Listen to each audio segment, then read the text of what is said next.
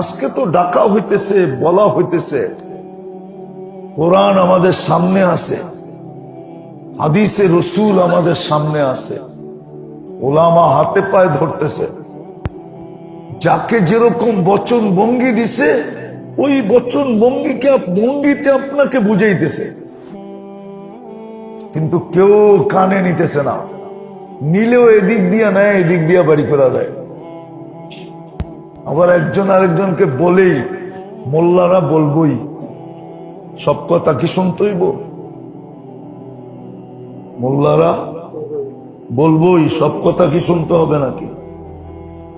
আমারও তো একটা বিবেক বুদ্ধি আছে, ঠিক না? কি বলেন না? যে আমার নিজেরও তো একটা বিবেক বুদ্ধি আপনি যাচাই করে দেখছেন আপনার বিবেক বুদ্ধিটা ঠিক আছে না নষ্ট হয়ে গেছে? রাখবেন না। আপনি কোনোদিন টেস্ট করছেন? শরীরের তো চেক আপ করেন, বিবেকের চেক আপ করছেন আজ পর্যন্ত? যে আপনার বিবেকটা ঠিক আছে কিনা, বুদ্ধিটা ঠিক আছে কিনা, বিদ্যাটা ঠিক আছে কিনা, ভাবনাটা ঠিক আছে কিনা, চেক তো করি নাই। বলবেন চেক কোন জায়গায় করা যায়? আছে, প্যাথোলজি সেন্টার আছে, আপনাকে খুঁজে বাহির করতে হবে, ওইখানে গেলে চেক হয়ে যাবে। আছে আছে, চেক করার জায়গা আছে। বিবেক চেক করা যায়, বুদ্ধি চেক করা যায়, বিদ্যা চেক করা যায়, যেটা ঠিক আছে না ভুল হয়ে গেছে, আউলে গেছে। আছে আছে আছে, আপনাকে খুঁজে বাহির করতে হবে, আপনাকে খুঁজা বাহির করতে হবে। আর খুঁজা বাহির করতে পারলেই আপনি চেক করতে পারবেন।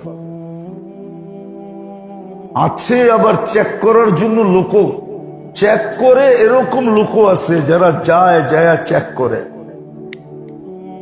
শুধু গরিব না, ধনীও আছে, হাই লেভেলের লোক আছে। এটা হলো বুঝের উপরে, যার বুঝে আসছে যে না, মূল্য থাকতে মূল্যায়ন করা উচিত না, জরুরি, একান্ত প্রয়োজন, একান্ত জরুরত, নাইলে কিন্তু আমি বুদ্ধিমানের পরিচয় দিতে পারবো না।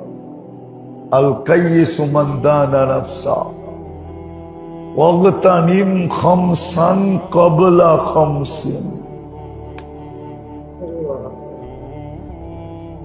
এরকম বহু হাদিস দেওয়া যাবে, কোরআনের আয়াত দেওয়া যাবে।